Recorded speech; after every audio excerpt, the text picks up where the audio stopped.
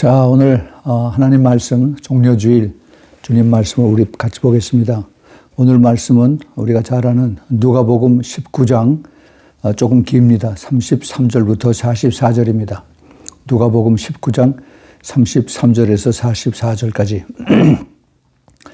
나귀 새끼를 풀 때 그 임자들이 이르되 어찌하여 나귀 새끼를 푸느냐 대답하되 주께서 쓰시겠다 하고 그것을 예수께로 끌고 와서 자기들의 겉옷을 나귀 새끼 위에 걸쳐놓고 예수를 태우니 가실 때 저희가 자기의 겉옷을 길에 펴더라. 이미 감람산에서 내려가는 편까지 가까이 오심에 제자들의 온 무리가 자기의 본 바 모든 능한 일을 인하여 기뻐하며 큰 소리로 하나님을 찬양하여 가로되 찬송하리로다 주의 이름으로 오시는 왕이여 하늘에는 평화여 가장 높은 곳에 영광이로다 하니 무리 중 어떤 바리새인들이 말하되 선생이여 당신의 제자들을 책망하소서 하거늘 대답하여 가라사대 내가 너희에게 말하노니 만일 이 사람들이 잠잠하면 돌들이 소리 지르리라 하시니라. 가까이 오사 성을 보시고 웃으며 가라사대 너도 오늘날 평화에 관한 일을 알았다면 좋을 뻔하였거니와 지금 내 눈에 숨기웠도다. 날이 이를지니라 내 원수들이 토성을 쌓고 너를 둘러 사면으로 가두고 또 너와 및 그 가운데 있는 내 자식들을 땅에 메어치며 돌 하나도 돌 위에 남기지 아니하리니 이는 권고받는 나를 내가 알지 못함을 인함이니라 하시니라. 아멘. 아멘. 예, 우리 잠시 같이 기도하겠습니다. 사랑하는 아버지 하나님, 주님의 은혜로 부족한 종이 다시 이 자리에 섰습니다. 주님, 하나님의 은혜가 큽니다. 주님께서 마지막 때 저희들에게 깨어서 기도하며 주님의 음성을 듣고 그리고 주님과 동행하는 주님의 신부의 삶을 살 수 있도록 불러주시니 감사합니다. 오늘 특별히 2000년 전에 주님께서 이제 마지막 예루살렘의 그 성으로 올라가시는 종려주일의 그 메시지를 전할 때 주님께서 기뻐하시고 또 성령으로 충만하게 채우셔서 주님 말씀을 사모하는 많은 주님의 사랑하는 성도들 또 그리고 주님의 신부가 되기를 원하는 주님의 사랑하는 그 신부들 또 우리가 부족한 종에게 주님께서 더블로 주님 기름 부어주시고 그리고 주님 이를 통해서 영광을 받아주시옵소서. 사탄 막이 조금 더 틈타지 않도록 주님께서 붙들어주고 축복하셔서 우리 주 예수 그리스도만 이 자리에서 함께 하시고 영광을 받으시는 귀한 시간 되도록 주님 이 시간을 함께 해주시고 축복하시옵소서. 우리 구주 예수 그리스도님을 감사하며 기도합니다. 아멘. 아멘. 예, 여러분 오래간만입니다. 지난 1월 중순에 아마 제가 마지막 설교를 하고 그리고 거의 한 3개월 만에 다시 이렇게 말씀을 전하는 것 같습니다. 그동안 여러분들 아마 들으시고 또 보셔서 아시는 분들이 있겠지만은 저와 지금 우리 집사람이 그 코로나에 걸렸어요. 우리 아들 그 부부가 미국 교회 다니면서 거기서 코로나를 옮아가지고 와서 전염이 돼서 와서 우리 집에서 퍼뜨려 가지고 1월 말부터 몸이 시름시름 앓더니 그 다음에 2월 초에 병원에 입원해서 그래서 아주 굉장히 힘든 시간을 보내고 그리고 일주일 만에 이제 퇴원을 해서 집에서 거의 한 2달, 석 달가량 이제 휴식하면서 또 주님하고 같이 교제하면서 몸은 비록 약했지만은 영적으로 주님과 같이 많이 교통하는 그런 시간을 보냈습니다. 여러분들 많이 기도해 주셔서 정말 감사하고요. 그 기도를 주님께서 들으신 것 같아요. 제가 병원에 있는 동안에 여러 가지 생각을 했는데 이게 하나님 나라와 이 땅의 나라가 정말 가깝구나. 주님이 그냥 훅 부시면 그냥 그대로 여기서 떠나는 거구나 하는 것을 보게 생각하게 되었습니다. 정말 다시 한번 여러분들 기도해 주셔서 정말 감사를 드립니다. 자, 오늘 오늘 말씀을 통해서 제목이 예수님이 우시는 교회를 보고 우시는 예수님입니다. 제목이 교회를 보시고 우시는 예수님.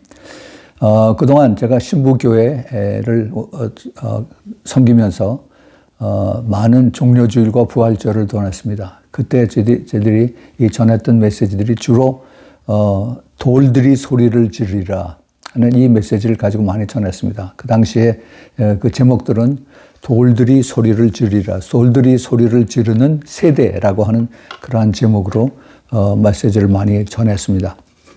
오늘은 특별히 이제는 돌들이 소리를 지르는 그 시대도 이제는 지나서 이제는 예수님께서 교회를 보시고 우시는 그러한 때가 됐다 하는 그러한 마음이 와서 이 말씀을 전합니다. 우리 주님이 이 말씀을 오늘 저희들에게 하신 그 뜻이 굉장히 깊습니다. 저희들 믿는 사람들, 이 마지막 때를 살면서 예수님이 다시 오심을 이제 고대하면서 천국의 소망을 두고 사는 우리들에게 하시는 그 말씀, 또 깊은 잠에 들어서 교회라고 하는 그 안에서 깨지 못하고 그냥 교회만 왔다 갔다 하는 그런 사람들에게도 주님께서 이 말씀을 동일하게 전해 주시라고 믿습니다. 오늘 한번 그 말씀을 다시 한번 우리가 보겠습니다. 33절에서부터 시작이 되는데, 예수님께서 그 새끼 나귀를 타시고 예루살렘 성에 입성하시는 그 예수님이 모습이 33절부터 36절까지 있습니다. 예수님은 끝까지 겸손하게 베들레헴 마구간에서 태어나시고 나중에 이제 돌아가실 때는 큰 말을 타고 그 팡파를 울리면서 레드 카펫을 깔고 그 위로 가서 주님 앞에 그 십자가로 가는 것이 아니라 역시 겸손하고 낮아진 자세로 어린 나귀를 타시고 그리고 예루살렘 성에 입성을 하셨습니다. 예루살렘에 들어오시기 전에 예수님은 그 주위에서 많은 사람들을 가리키고 말씀하시고 또 그들을 깨우쳤습니다. 예수님의 마음은 급했습니다.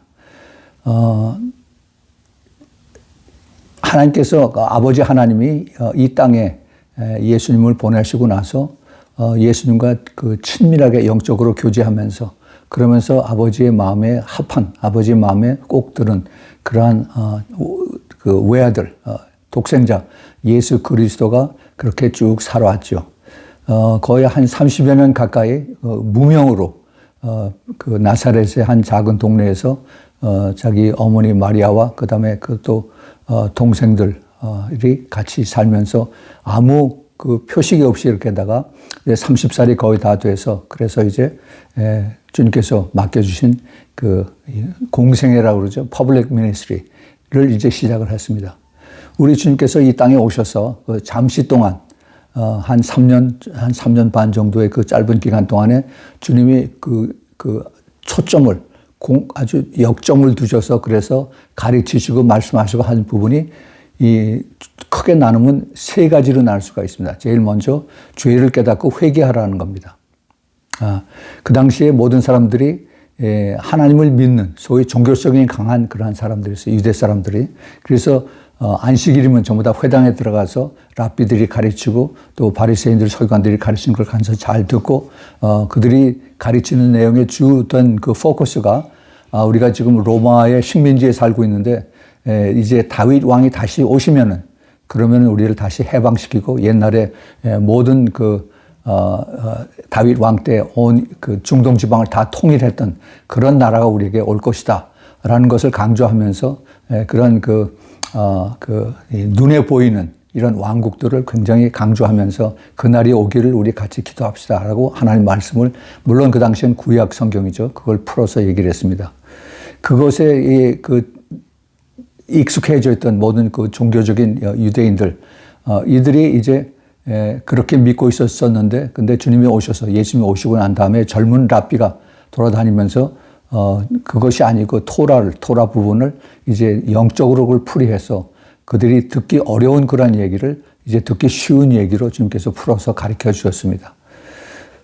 그래서 그 예수님께서 가르쳐 주신 그 포커스가 무엇이냐면은 너희들이 죄인이기 때문에 그 죄를 회개해야 된다라는 것을 굉장히 강조를 했습니다. 제일 먼저 하신 말씀이 회개하라 천국이 가까웠느니라 하는 그 말씀을 바로 세례 요한이 한 것 똑같은 것을 이제 전하고 강조하기 시작했습니다. 그리고 나서 이제 예수님이 그 12명의 제자를 세우고 나서 그 제자들을 통해서 주님께서 이제 너희들이 내가 없어진 다음에 내가 하늘로 올라간 다음에 내 대신 일을 해야 되는데 너희들이 가르쳐야 될 것이 이제 복음이라고 하는 것에 대해서 이 복음이 죄를 회개하고 그 다음에 내 삶의 목적이 이 땅이 아니라 천국이다 하는 것을 천국에 대해서 가르쳐 주셨습니다. 그 당시에 많은 그 종교인들, 그 유대인들이 천국에 대해서 막연하게 그냥 내가 언제 늙어서 또 병이 들어서 죽는다면은 이 땅에서 그동안에 선한 일을 많이 하다가 그다음에 내가 죽으면은 아브라함의 품에 가겠지라고 이렇게 추상적인 그런 믿음을 가지고 그렇게 살았습니다. 예수님께서 그게 아니다. 천국은 이러이러한 것이다. 그래서 천국에 대한 비유를 많이 말씀하셨습니다. 천국에 대한. 이 천국은, 이게, 우리가 그냥 지식적으로 알아서는 것이 아니라 그것이 그 진리의 말씀을 통해서 내 가슴 속에 박혀서 그것이 내 안에 주님이 임하는, 천국이 임하는 그것을 주님께서 굉장히 포커스를 많이 맞추고 가르쳐 주셨습니다. 예수님이 그 천국에 대한 것을 가르쳐 주고 나서 그 다음에 이제 다시 주님께서 말씀을 하신 그 강조한 내용은 내가 이제 다시 올 것이다. 주님의 다시 재림에 대한 그 메시지를 주님께서 여기저기 숨겨놓으셨어요. 그러기 전에 내가 먼저 예루살렘에 가서 죽어야 된다 하는 말씀을 주님께서 숨겨놓으셨습니다. 그래서 예수님은 그 회개와 천국과 그다음에 다시 오실 그 재림에 대한 메시지가 그 예수님의 가르친 것의 그 포커스였다고 우리가 볼 수가 있습니다. 우리가 그것을 염두에 두면서 그것의 마지막 이제 클라이막스, 주님께서 이들을 이제 가르치시고 난 그것에 대한 마지막 그 포커스를 주님의 예루살렘에 입성하시고 난 다음에 나머지 한 3일, 4일 동안 주님이 아주 온 힘을 다해서 제일 많이 가르치신 것이 이제 그 종료주일 이후에 주님께서 가르치신 그런 내용들입니다. 자, 오늘 말씀을 다시 한번 보겠습니다. 거기 그 다음에 37절, 38절에 보면은 우리가 잘 아는 그 많은 사람들이 예수님 뒤를 따라오면서 그 나귀 등에 타고 오시는 예수님 뒤를 찬송하면서 찬송하리로다 주의 이름으로 오시는 왕이요 하늘에는 평화요 가장 높은 곳에는 영광이로다. 이 노래를 하면서 옵니다. 이 노래는 시편 116편, 118편 26절에 있는 말씀, 여호와의 이름으로 오시는 자가 복이 있으며 우리가 여호와의 집에서 너희를 축복하였도다 하는 이 말씀. 다시 말해서 그 어린 당나귀 등에 타고 오시는 예수 그리스도를 하나님, 여호와 하나님이라고 그렇게 찬양을 하는 겁니다. 마태복음 21장 9절에도 똑같이 그런 말씀이 있습니다. 앞에서 가고 뒤에서 따르는 무리가 소리질러 가로되 호산나 다윗의 자손이여 찬송하리로다 주의 이름으로 오시는 이여 가장 높은 곳에 호산나 하더라. 예, 예수님에 대한 참 모습을 이들이 알게 모르게 이제 주님의 여호와로 그렇게 부르는 것을 여기서 볼 수가 있습니다. 자, 그런데 예수님이 오시는 그것을 항상 뒤에 따라다니면서 발목을 잡으려고 하는 사람들이 있었죠. 즉 바리새인들과 서기관들입니다.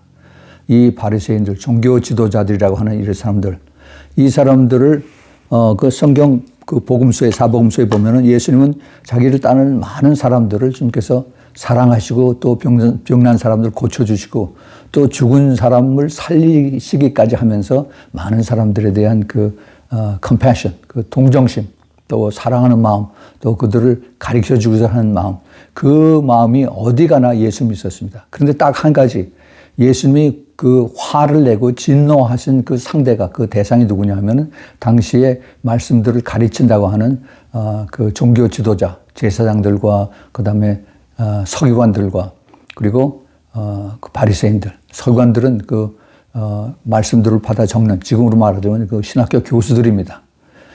이런 사람들을 향해서 주님께서 막 책망을 하시고 그다음에 저주를 하셨습니다. 그 내용이 마태복음 23장에 나오죠. 주님께서 그들을 뭐라고 말씀하시냐면 화 있을진저 외식하는 서기관들과 바리새인들이요. hypocrites, 그러니까 이중인격자다 이거죠. 너희들 사람들 앞에서는 아주 거룩한 척하고 그러나 뒤에서는 전부 다 거짓말들을 하고 그리고 자기네들 속만 차리는 그런 하나님을 경외하지 않는 그런 모습들을 가진 영적 종교 지도자, 이런 사람들을 7번씩을 주님께서 그들을 저주를 하셨습니다. 그리고 나서 거기 보면 마태복음 23장인데 23장 그 끝부분에 37절, 38절, 39절에 주님께서 이런 말씀하십니다. 예루살렘아 예루살렘아 선지자들을 죽이고 내게 파송된 자들을 돌로 치는 자여 암탉이 그 새끼를 날개 아래 모음 같이 내가 내 자녀를 모으리라 한 일이 몇 번이냐 그러나 너희가 원치 아니하였도다. 보라 너희 집이 황폐하여 버린 바 되리라. 내가 너희에게 이르노니 이제부터 너희는 찬송하리로다. 주의 이름으로 오시는 이여 할 때까지 나를 보지 못하리라. 우리 주님이 그 당시 종교 지도자들 예수님께서 이 땅에 오셨을 때 처음에 내가 이스라엘에 잃어버린 어린 양들을 위해서 왔노라. 이스라엘의 영혼을 구원하기 위해서 그렇게 오셔서 그들에게 참 구원자 그 세이비어, 그 예수 그리스도가 바로 나다 하는 것을 주님께서 가르쳐 주라고 했는데 그 종교 지도자들이 그것을 받아들이지 않았습니다. 그것이 오히려 하나님을 불경하게 한다, 블래스피밍 한다라고 해서 그것을 더 거짓말하는 자로 그리고 예수님을 이제 죽이는 그런 일까지 나왔죠. 예수님은 그들에게 그게 아니다. 너희들이 눈에 보이는 걸 가지고 자꾸 그게 하나님의 것으로만 전부 다 얘기하는 것이 아니라 영적인 그런 모습으로 우리가 하나님 앞에 가야 된다. 우리가 잘 아는 요한복음 4장 24절에 하나님은 영이시니 우리가 하나님 앞에 예배하고 또 경배하고 찬양할 때 영으로 해야 된다 하는 것을 주님께서 말씀하세요. 왜냐하면 우리 하나님 자신이 영이시기 때문에 그래서 주님께서 가시고 우리에게 홀리 스피릿 성령을 우리에게 보내주신 것입니다. 자, 그런데 이제 마지막 때 그 이스라엘에 또 예수님이 떠나시고 난 다음에 예루살렘에 있는 그 종교인들 또 그 지도자들 수많은 사람들이 어떻게 될 것인가 하는 것을 스가랴 선지자가 스가랴 12장 10절과 11절에 거기 기록한 것이 여기 있습니다. 내가 다윗의 집과 예루살렘 거민에게 은총과 간구하는 심령을 부어주리니 그들이 그 찌른 바 그를 바라보고 그를 위하여 애통하기를 목자를 위하여 그 애통하듯 하며 그를 위하여 통곡하기를 장자를 위하여 통곡하듯 하리로다. 이제 나중에 회개를 하겠다 하는 얘기죠. 그날에 예루살렘에 큰 애통이 있으리니 무기도 골짜기 하다드 림몬에 있던 애통과 같을 것이라. 이제 마지막 그 예수님이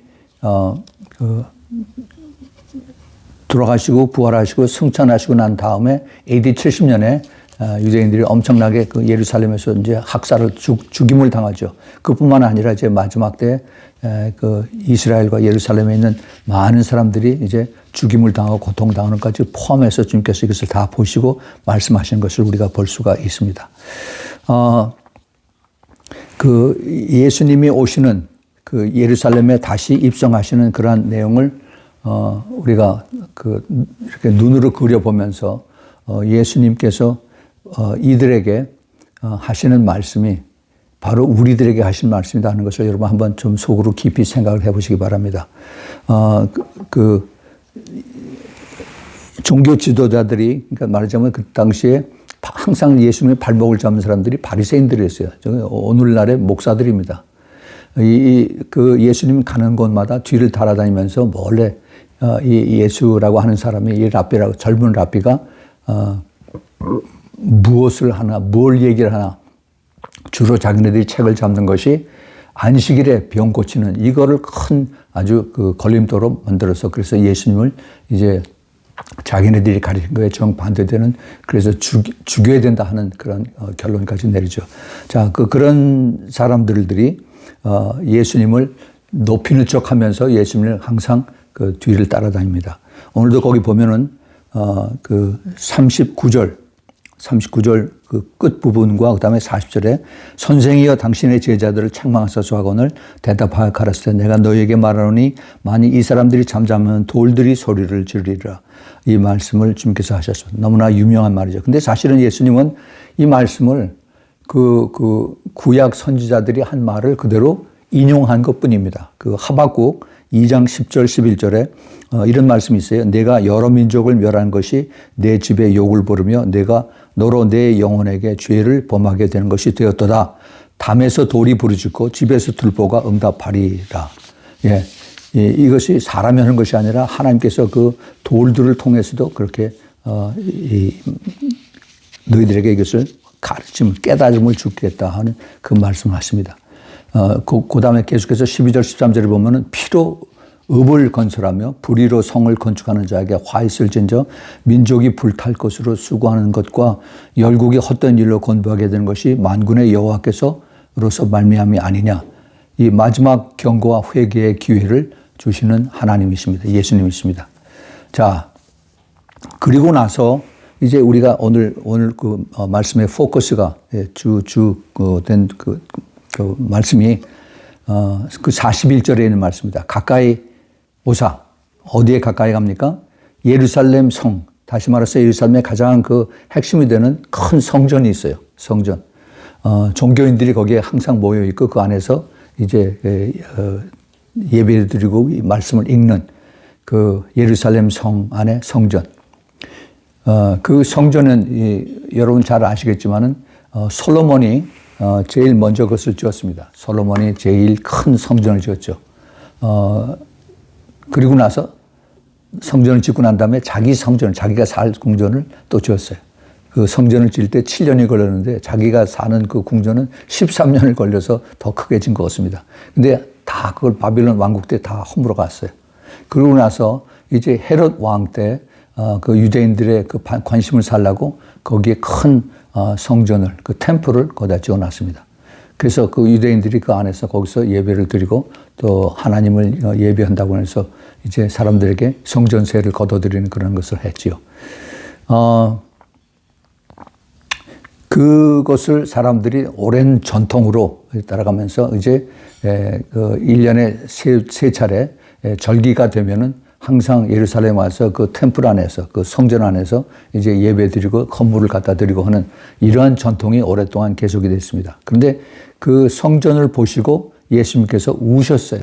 우셨다. 여기 우셨다는 그 단어가 나오는데 원래 이 그 헬라 언어를 보면은 그 에클라우션, 아주 슬피 우는 비통한 마음, 그런 것을 여기서 이렇게 포함하고 있습니다. 그 히브리 기자가 이것을 이렇게 표현을 합니다. 히브리서 5장 7절에 그는 육체에 계실 때 자기를 죽음에서 능히 구원하실 이에게, 즉 하나님에게 심한 통곡과 눈물로 간구와 소원을 올렸다.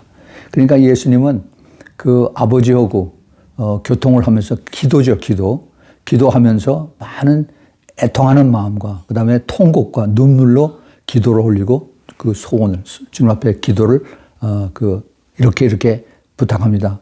주님, 아버지 하나님 이걸 들어주세요. 그의 경외하심을 인하여 들으셨습니다. 그가 이룰지라도 아들이라도 받으신 고난으로 순종함을 배워서 우리 하나님께서 이제 그 아들을 이 땅에 보내시고 마지막 유월절 희생양으로 이제 예수님이 죽으시는 것을 내려다보고 계십니다. 예수님은 그 공생애를 시작하고 나서 3번 유월절을 지내셨어요. 3번. 그리고 이제 4번째 마지막 유월절을 지내러 이제 그 갈릴리 지방에서 예루살렘으로 이제 내려왔습니다. 그리고 유대인들이 그가 있어서 항상 보글보글하고 그 성전을 감싸고 그것을 우상화하는 모든 사람들이 예수님이 들어오자마자 우리가 다음번에 보겠지만 제일 처음에 오시자마자 그 성전에 있는 모든 그 눈에 보이는 그 장사하는 사람들, 우리가 보통 성전 척결이라고 그러죠.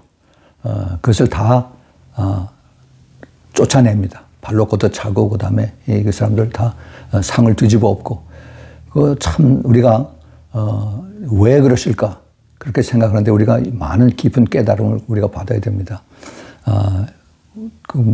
지금도 그런 일이 있죠. 교회 안에서 그 교회를 돕는다 하는 그런 목적으로 이제 커피를 팔고 음식을 샌드위치를 팔고 또 책방을 열고 해서 사람들 거기서 이제 편히 쉬게 하는 뭐 그런 일들을 많이 하고 있습니다.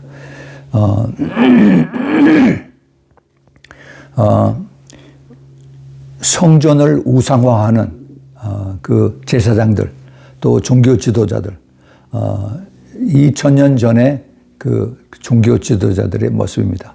그런데 현대 교회는 어떨까요? 현대 교회. 예수님께서 그 요한복음 10장에 보면은 내가 참 목자고 그다음에 내가 양의 문인데 그 선한 목자, 참된 선한 목자는 내가 양을 위해서 목숨을 버리는 그런 사람이다 하는 얘기를 주님께서 하십니다. 우리가 이것을 깊이 깨달아야 됩니다. 성전이라고 하는 그것을 주님께서 그 많은 사람들이 눈에 보이는 이 성전 이걸 가지고 굉장히 자랑하고 그다음에 우리가 하나님을 여기서 만나야 된다라고 이렇게들 얘기를 하고 그러죠. 그런데 주님께서는 그게 아니다. 나중에 사도 바울이 그걸 통해서 성전이 뭐냐 하는 것을 이제 고린도전서 3장 16절과 6장 19절에 하는 것을 우리가 알 수가 있습니다. 너희가 하나님의 성전인 것과 하나님의 성령이 그 너희 안에 계신 것을 알지 못하느냐. 바로 예수 그리스도를 믿고 거듭난 우리들이 바로 하나님의 성전이다. 너희 몸은 너희가 하나님께로 받은 바 너희 가운데 계신 성령의 전인 줄을 네가 알지 못하느냐. 너희는 너희 것이 아니니라. 예, 우리가 이게 육신의 몸을 가지고 있지만 우리 안에 성령 하나님을 모시고 계시기 때문에 바로 성령님이 계신 곳이 바로 하나님의 전이다. 즉 템플, spiritual temple of God이 우리 안에 계시다는 겁니다. 그 눈에 보이는 큰 건물, 대형 교회 이거를 우상화하고 그곳에만 하나님이 있다고 생각하지 말고 내 안에 계신 하나님을 내가 잘 의식하면서 하나님을 높이면서 하나님을 두려워하면서 하나님을 순종하면서 그렇게 우리가 영적으로 성장해야 된다는 겁니다. 이 하나님의 왕국, 여기 있다 저기 있다 하는 것이 아니라 우리 마음에 있다라고 그랬어요. 우리 안에 계시다. 근데 결국은 이제 하나님의 왕국이 하늘에 계시죠. 하늘, 천국. 그런데 우리가 이것을 잘 알아야 됩니다. 이 마지막 때에 이 마지막 때를 사는 우리들에게 하나님께서 우리에게 교회 안에 있는 사람들, 교회 바깥에 안 믿는 사람들이야 뭐 어차피 그 사람들은 자기네들 생각대로, 자기네들 마음대로 그렇게 사는 사람들인데, 그런데 이제 주님께서는 그 성전을 보시고 우셨다라고 하는 그것을 우리가 더 깊이 좀 생각해 보기 바랍니다.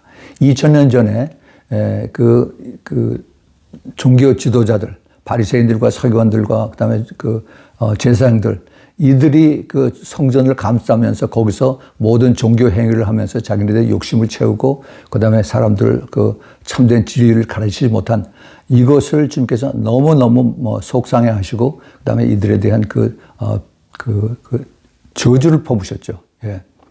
그런데 그것이 그 당시에 종교 지도자들 뿐이겠습니까? 아니죠.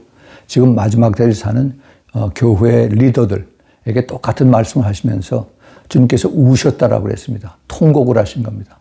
주님은 그 당시에 한 30년 후에, 30년 조금 넘어서 후에 AD 70년에 로마 그 티토 장군이 와서 예루살렘 그 성을 완전히 다 무너뜨리고 그리고 수많은 사람들을 죽이는 이것을 보시고 미리 주님께서 그것을 슬픈 마음으로 그들을 이제 깨닫게 하실 겁니다. 그런데 불행하게도 그 당시에 종교 지도자들은 그것을 깨닫지 못했어요. 못하고 그냥 자기네들 욕심을 그대로 찾고 이것이 하나님을 위한 것이다. 이것이 토라에 우리가 순종하는 거다라고 생각을 하고 그리고 지옥으로 갔습니다. 지옥으로 갔어요.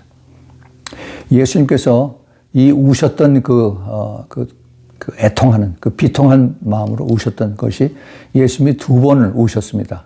그 나사로 마리아와 그리고 마르다의 그 오빠인 나사로가 죽었을 때 예수님이 그 무덤에 가셔서 많은 사람들이 그 애통해하고 비통하는 것을 보면서 예수님도 눈물을 흘리셨다라고 말씀하십니다. 예수님이 그 당시에 그들을 위해서 눈물을 흘리신 것은 이 그 종교 지도자들에 대해서 우시는 것과 그 성격이 다릅니다. 예수님은 그 죄 때문에 죽어야 되는 그 죄 때문에 아무 그 힘을 쓰지 못하고 그냥 그대로 알지 못하고 지옥으로 가는 이 악한 사람들, 그러니까 예수님을 알지 못하고 이 불쌍한 사람들, 이들에 대한 그 안타까운 마음을 주님께서 보시고 우셨어요. 이들이 나를 믿고 그리고 나에 대한 소망을 가지고 믿음으로 살았으면은 그것이 끝이 아니다 하는 것을 깨달았을 텐데, 그런데 참 안타깝다 하는 아마 그런 마음으로 주님께서 같이 그 애통하는 마음을 가지셨습니다. 자, 그런데 이제 그 종교 지도자들에 대한 그 예수님의 그 우시는 것은 이건 훨씬 차원이 다릅니다. 이거는 그 영적인 교만과 무지와 그다음에 그것을 불순종하는 그러한 모습을 자기들뿐만 아니라 자기들을 따르는 많은 그 이스라엘의 유대인들을 향해서 같이 끌고서 지옥으로 가는 이 사람들에 대해서 안타까운 마음으로 주님께서 우셨죠. 똑같은 그 주님의 눈물이 지금 이 시대에 많은 교회들이 있지만은 그 교회가 예수님에 대한 것을 깊이 알지 못하고 그냥 눈에 보이는 그 교회 건물, 그리고 성경에 있는 그 구원의 법을, 구원의 그 뜻을 그 공식적으로 만들어서 예수님 영접하고 내가 고백하면은 구원받습니다. 할렐루야, 당신 천국 시민입니다. 라고 이런 식으로 이렇게 지식적인 그러한 공식을 만들어서 가리키는 이런 교회들, 이것은 사실은 교회가 아닙니다. 교회가 아니에요. 주님이 똑같이 그것을 보시고 아마 슬피 우시는 그러한 이것이 됐을 겁니다. 예수님은 30년 후에 예루살렘이 완전히 초토화되는, 수많은 사람들이 죽고 거기서 완전히 이제 그 잿더미로 변하는 그런 예루살렘 보시고 불쌍히 여기서 우셨는데, 지금 만약에 예수님이 다시 오신다면은 그러면 예수님께서 이제 온 지구상에 있는 모든 교회들을 위해서 엄청나게 주님께서 슬퍼하시고 아마 우시리라고 생각을 합니다. 왜냐하면은 30년 후에 그 유대인들의 그 멸망을 주님께서 보시고 그러는데, 지금 우리가 사는 이 시대는 30년이 아니라 보다 훨씬 더 가까운 그러한 그 시대에 우리가 살고 있습니다. 제가 거기에 대해서 좀 더 자세하게 설명을 드리겠습니다. 이 사탄은 성경에 의하면은 자기네들도 성경을 압니다. 그래서 자기네들이 이제 마지막 때 그 자기네들의 왕국을 세우기 위해서, 그 사탄의 왕국을 세우기 위해서 이제 그 인간들을 통해서 One World Government, New World Order, 글로벌 그 시스템, 글로벌 이 세상을 세우기 위해서 적그리스도라고 하는 이런 인물을 만들어 가지고 그래서 세계 단일 정부를 만들어 가지고 종교, 그다음에 경제, 또 정치, 사회, 언론, 문화, 교육 이런 모든 것들을 다 통합해서 자기네들이 다 통치하는 그러한 것을 계획하고 있는 것이 요한계시록 17장, 18장에 기록이 되어 있습니다. 우리가 이제는 시간이 많이 갔기 때문에 많은 사람들이 깨달은 것을 알고 있습니다. 소위 그 일루미나티라고 하는 그 엘리트 그룹들이 뒤에서 모든 세계를 컨트롤하는, 정치, 사회 모든 것뿐만이 아니라 모든 것을 뒤에서 그 돈으로 경제를 컨트롤하는 그런 그 단체가, 그런 그 조직이 있다는 것을 우리가 오래전서부터 알죠. 그 유럽의 그 로스차일드 가문, 또 그다음에 빌 게이츠나 또 그리고 조지 소로스, 또 그리고 제프 베이조스, 또 그다음에 앨런 머스크, 뭐 이런 그 돈 많은 사람들이 이제 정치적인 압력과 사회, 그다음에 언론을 통해서 자기네들의 계획들을 이것을 이루어가는 그런 때에 있습니다. 아마 여러분들 많이 귀에 들어서 익히 아시는 분이 많이 계시겠지만은 아젠다 2030, 아젠다 2030라고 하는 얘기를 많이 들었을 겁니다. 앞으로 이 적그리스도가 이 세상에 가지고 있는 모든 계획들을 이루는 그 타임 테이블이, 시간표를 이미 자기네들이 정해놨습니다. 2030년까지 자기네들의 계획을 다 이루겠다. 이것이 벌써 한 5년, 6년 전에 이걸 만들어가지고 2020년서부터 이제 어젠다 2020에서 이제 그걸 카운트다운을 하기 시작을 했죠. 이것을 자기네들이 이루기 위해서 자기네들의 그 계획 속에 하나씩 이거를 이제 이루어 가고 있습니다. 그들의 궁극적인 목적은 이 세상에 인구들이 너무 많다. 인구를 확 줄여야 된다. 그 인구 절감을 해야 되는데 그것을 하기 위해서 이것을 인구를 갑자기 줄이는 방법이 무엇이냐? 이건 전쟁과 그다음에 질병이다 하는 것을 그들이 해가지고 그다음에 현재 지금 지구상에 약 한 85억이 되는데 그런데 그들이 이제 85억 중에서 성경의 계시록에 의하면 3분의 1이 죽고 4분의 1이 죽습니다. 그래서 모두 50억의 인구가 죽습니다. 여러분 50억이라고 하면 그 숫자가 남한 인구가 5천만이라고 그러죠. 그게 1%입니다. 그거의 100배가 죽는다고 한번 생각을 해보세요.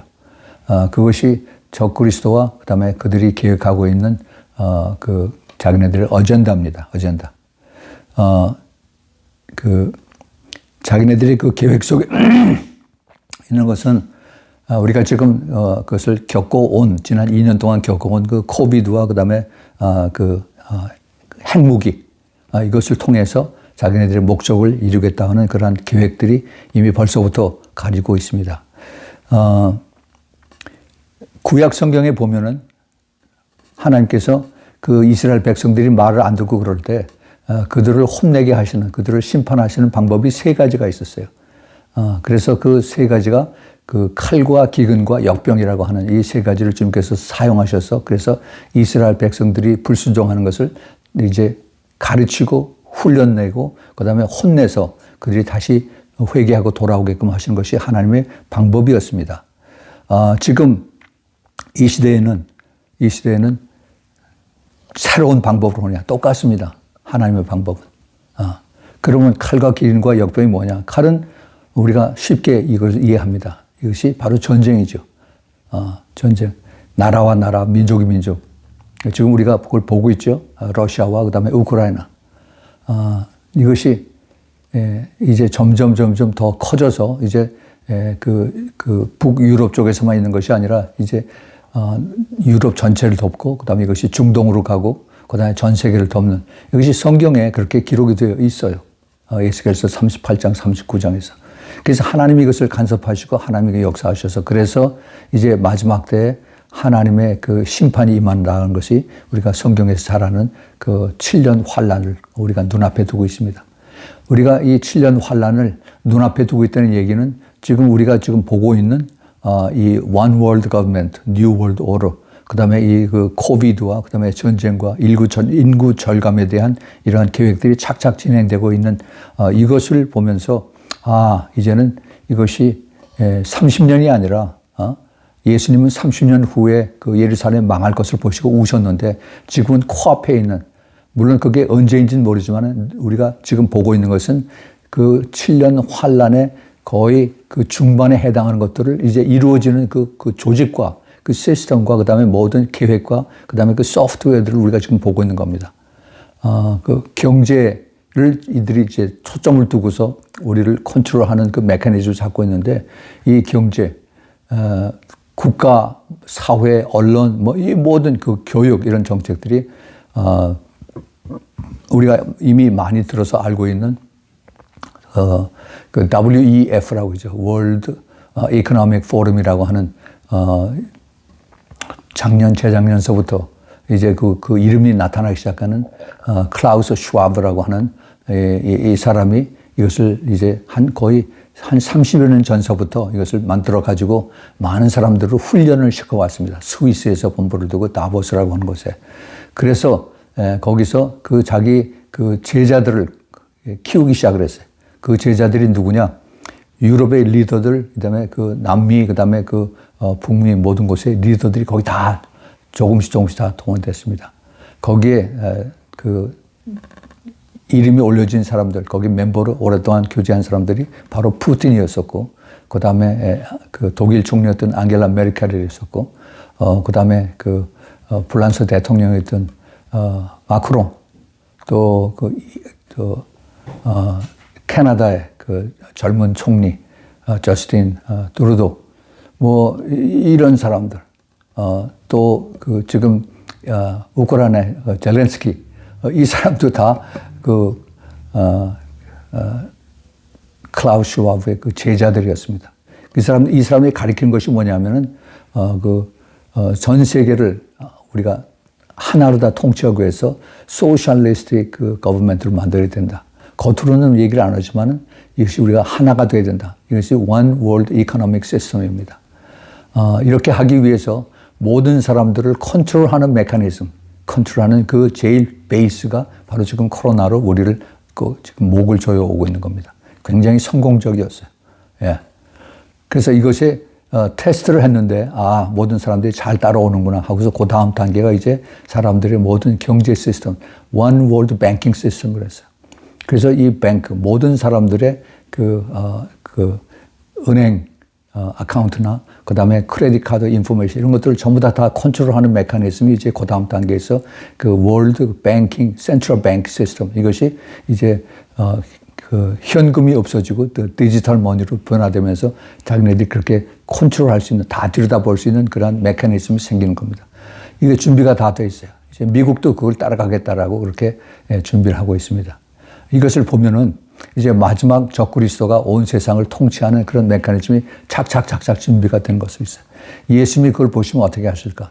통곡을 하시겠죠. 왜냐하면 교회가 그걸 깨닫고 그것을 목소리를 높여야 되고 그 다음에 이것을 깨어나야 된다고 우리가 나팔을 불어야 되는데 교회가 같이 아주 정답게 이 적그리스도의 그 나팔 소리에 같이 발맞춰서 가고 있습니다. 성경을 우리가 그냥 말씀하면서 그대로 읽고 따라가는 것이 아니라 그 깊은 뜻을 우리가 깨닫고 주님 앞에 우리가 기도하며 그 성령의 도움을 받아야만 그 주님의 그 깊은 마음을 그 성경 속에 숨겨져 있는 말씀의 깊은 비밀을 우리가 깨달을 수가 있습니다. 우리는 지금 이런 시대에 우리가 살고 있어요. 이것을 깨닫고 그리고 이것을 정말 여기서 살아날 수 있는 그 길은 우리가 성경 속에 숨겨져 있는 그 비밀들, 성경 하나님의 말씀과 그 다음에 성령의 도움을 받아서 끝까지 믿음을 지키고 가는 겁니다. 이 믿음을 타협하면 안 돼요. 믿음. 내가 나만 알고 있으면 되지라고 그렇게 스스로 그렇게 자신을 그 위로해가면서 하는 굉장히 위험합니다. 그 믿음은 예수 그리스도를 통해서 예수 그리스도가 나를 위해서 십자가에서 죽으시고 예수 그리스도가 나 때문에 모든 고초를 당하시고 한 이것이 내가 성령의 역사하심으로 내가 깨달아지고 그것이 정말 내 그 심정에 와서 닿는다면은 내가 세상과 같이 짝을 하고 세상 사람들이 다 가는 그런 것을 내가 따라갈 수가 없어요. 분명히 성경에 보면은 우리가 예수 그리스도를 믿고 나면 새로운 피조물이 된다라고 그렇게 말씀하셨습니다. 과연 내가 새로운 피조물로 그렇게 변화가 됐는가? 아니면 내가 그냥 지식적으로만 내가 예수를 믿는 그런 사람들인가? 우리가 이걸 잘 알아야 됩니다.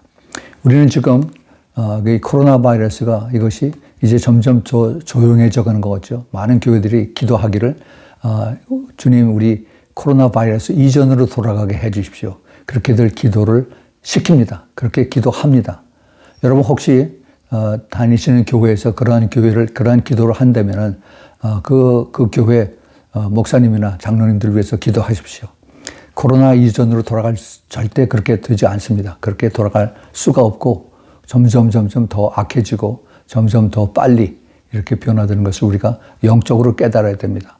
앞으로 언제 다시 세상이 좋아져서 우리가 옛날처럼 가서 마음대로 자유롭게 그렇게 그 교회 생활을 신앙생활 할 수 있는 그런 때는 이제 다시는 오지 않을 것 같습니다. 제가 왜 이런 말씀을 드리냐 하면은 주님께서 이 마지막 때에 대한 말씀을 하셨을 때 그 마태복음 24장과 마가복음 13장 또 누가복음 17장과 21장 거기에 주님이 그렇게 강조하신 것이 깨어있으라 그랬습니다. 교회 안에 있는 사람들, 교회 바깥에 있는 사람들이 아니라 교회 안에 있는 사람들에게 깨어있으라. 이 깨어있다는 얘기는 세상과 이렇게 타협하지 말고 취하지 말고 세상에 취하지 말고 거기서 깨어있으라. 술 취해서 거기서 있지 말고 다시 깨어서 정신 차리고 거기서 나오라 하는 얘기입니다. 예. 그것을 주님께서 그렇게 강조하시면서 그러므로 예비하고 있으라. 그 다음에 기도하라라고 말씀하셨어요. 기도가 그렇게 중요합니다. 기도 안 하면은 기도 다 하지요 교회들. 그런데 내가 정말 주님과 교통하는 그런 영적인 기도를 하느냐 아니면 그냥 형식적인 그런 그 입에 바른 그런 기도로 그냥 끝내느냐. 그거는 아마 하나님은 아시겠죠. 아마 본인도 짐작을 할 겁니다. 우리가 정말 주님과의 깊은 그 관계 속에서 주님을 따라가고 의지하고 사랑하고 순종하고 뭐 이런 것들을 우리가 간절히 소망하면서 나는 내 힘으로 할 수가 없으니까 주님 나를 도와주세요. 성령님 도와주세요. 성령님 나를 더 죄를 회개할 수 있고 도와주고 더 깨끗하고 정결하게 살 수 있도록 주님 도와주십시오 하는 그러한 고백이 있지 않으면은 맨날 고백이 돼요. 이 죄가 너무나 무섭습니다. 여러분들 아마 많이 느끼셨을 겁니다. 10년 전에 우리 인간들의 사회, 그리고 5년 전, 그 다음에 작년, 재작년, 과 현재, 사람들의 마음이 점점 더 조급해지고 더 악해지고, 그 다음에 하나님을 두려워하는 마음이 더 없어져 버리는 것이 이 세상의 지금 현재의 모습입니다. 예. 그럼 앞으로 어떻게 되느냐? 그건 우리가 쉽게 짐작을 할 수가 있어요. 앞으로 점점 더 하겠구나. 더 악해지겠구나. 더 사탄이 사람들의 마음을 더 미혹과 거짓으로 움직이겠구나. 이것이 지금 마지막 때를 사는 우리가 이 세상의 그 모습들입니다. 그러면 그 속에서 우리가 어떻게 살아야 되느냐? 여러분, 세상은 점점 더 악해집니다. 점점 더 정말 한탄스럽고 소망이 없는 것처럼 보여요. 그러나 정말 예수님을 끝까지 믿고 따라가는 그런 사람들에게는 정말 더 큰 소망이 있습니다. 주님이 다시 오신다고 하는 그 약속의 말씀이 그와연 어느 때보다도 우리에게 더 깊이 다가오는 것을 우리가 깨달아야 됩니다. 예수님은 우리를 위해서 모든 것을 다 버리신 우리 예수님이죠. 목숨까지 다 버리신 분이에요. 그리고 주님께서 나를 따르라라고 했습니다. 우리도 예수님을 목숨을 버리는 만큼 내가 주님을 따른다면은 우리 주님께서 우리를 기쁘게 받으실 것입니다. 그리고 우리에게 이제 이 땅에 대한 여기서 오래오래 살면서 여기서 바벨탑을 쌓고 쌓으면서 여기서 내가 성공하고 또 여기서 영광을 받으려 하는 그것이 아니라 내가 하늘나라에 갔을 때 천국에서 주님 앞에 칭찬받는 주님을 그렇게 섬기다가 온 그런 것에 대한 초점을 가지고 우리가 산다면은 우리는 훨씬 더 이 세상에서 사는 그 목적이 있습니다. 제가 아프리카에 탄자니아를 자주 가는 그 이유가 거기 있습니다. 거기 그 사람들 다들 가난하죠. 아프리카 사람들 참 불쌍합니다. 네. 가면은 항상 도와달라고 하고 또 그 사람들이 이제 필요한 것을 또 알려달라고 그렇게 이제 알려줘서 우리가 이걸 도움을 하죠. 그런데 많은 외부에서 뭐 미국이나 유럽이나 뭐 여러 나라에서 아프리카를 이제 도우러 갑니다. 단기 선교로. 그래 가서 그 사람들을 돕고 같이 사진 찍고 그러다가 돌아오면 그걸 끝이에요. 끝. 예. 그런데 정말 우리가 주님의 마음을 품고 그들을 위해서 우리가 돕는다 한다면은 그들의 영혼을 도와야 됩니다. 그들의 영혼.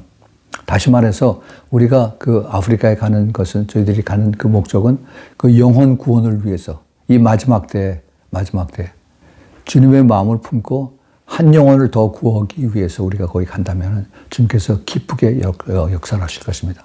거기에 있는 사람들, 아프리카 사람들, 아프리카에 있는 우리 동역자들, 그 사람들도 비록 가진 게 없고 그다음에 피부 색깔이 까맣지만은 그러나 생각은 우리하고 똑같아요.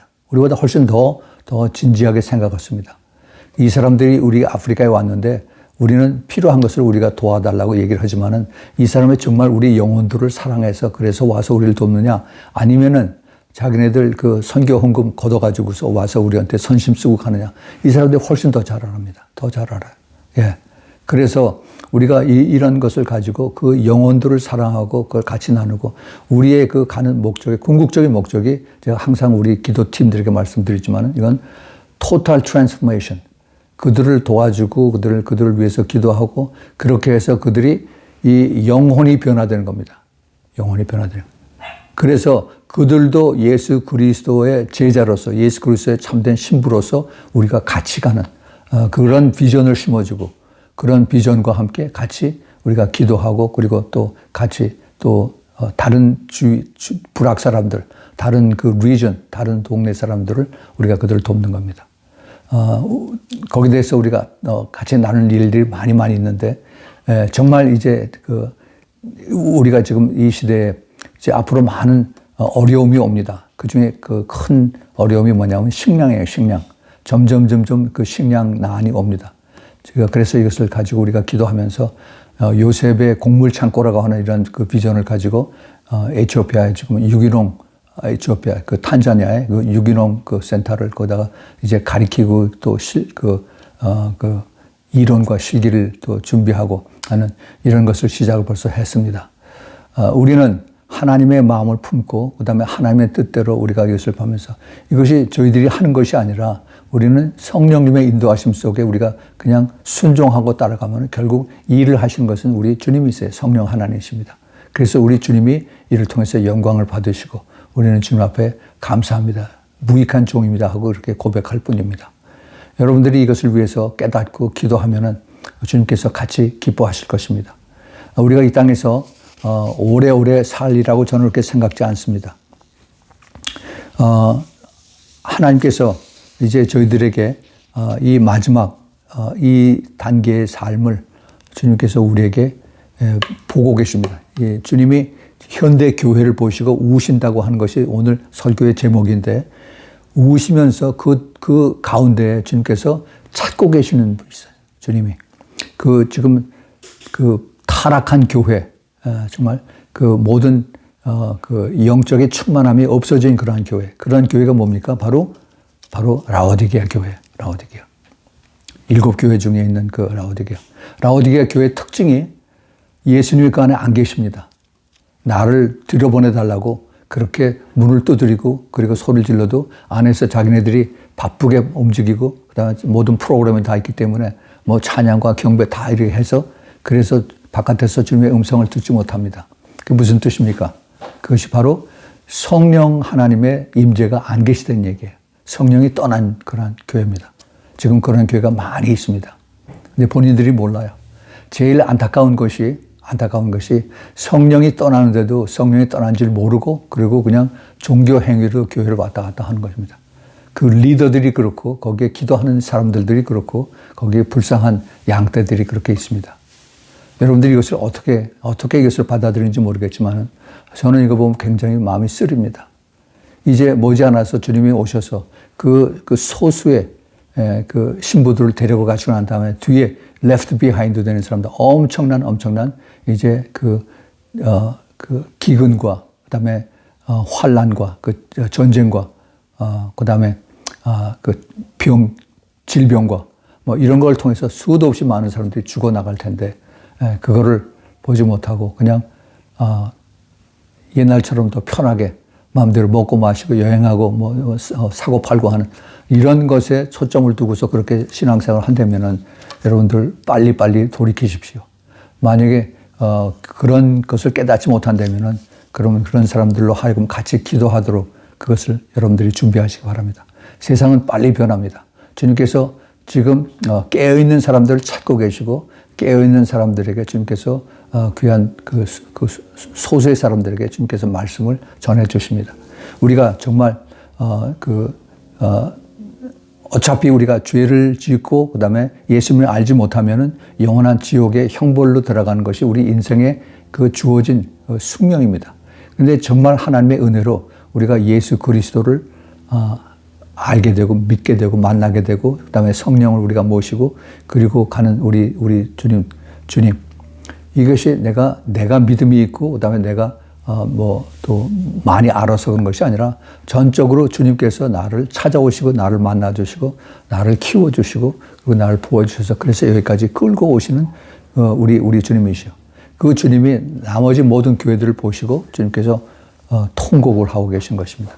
이제 7년 환란으로 엄청난 많은 사람들이 이제 죽게 될 것이고 이제 그것을 통해서 이제 점점 더 빨리 변하는 이러한 그 세상 속에서 주님이 우리들을 향해서 하시는 그 말씀이 그러므로 깨어 있으라.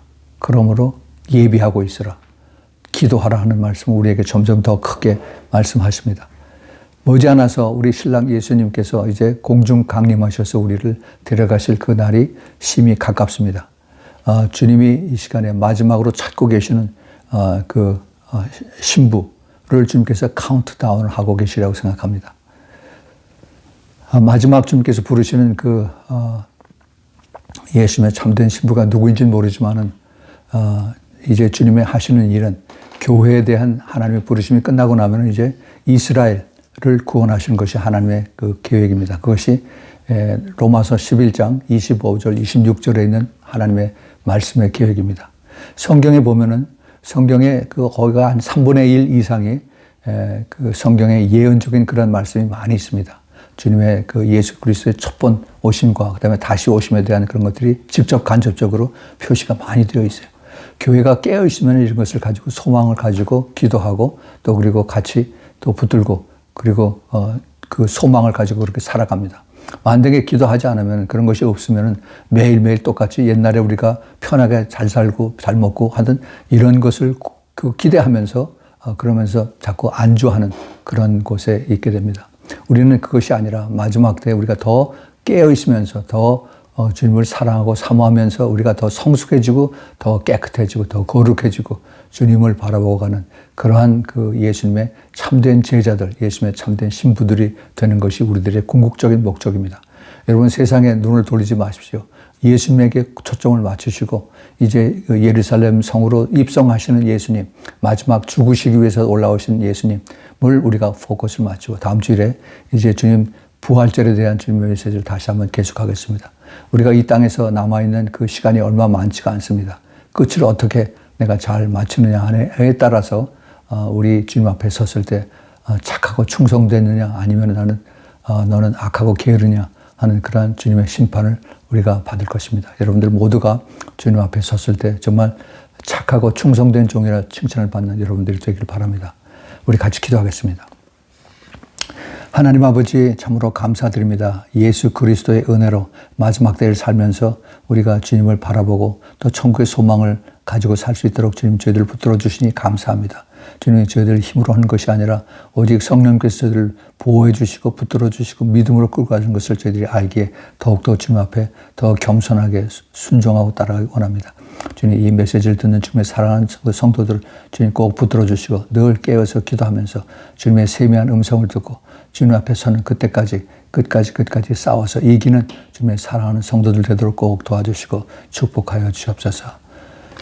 이제는 우리 주 예수 그리스도의 그 놀라우신 은혜와 하나님 아버지의 끝없는 그 아가페의 사랑과 그리고 성령 하나님의 내주하심과 교통하심과 인도하심과 기름 부으심이 이제 마지막 때 깨어서 주님을 오시기를 간절히 사모하고 고대하면서 끝까지 주님과 함께 이기는 자의 삶을 살기를 기뻐하는 주님의 사랑하는 우리 사랑방교회 성도들 또 멀리서 이 메시지를 듣기를 사모하는 주님의 사랑하는 신부들 또 그 가족들 이들에게 지금부터 영원까지 함께 있기를 예수 그리스도 이름으로 축원하옵나이다.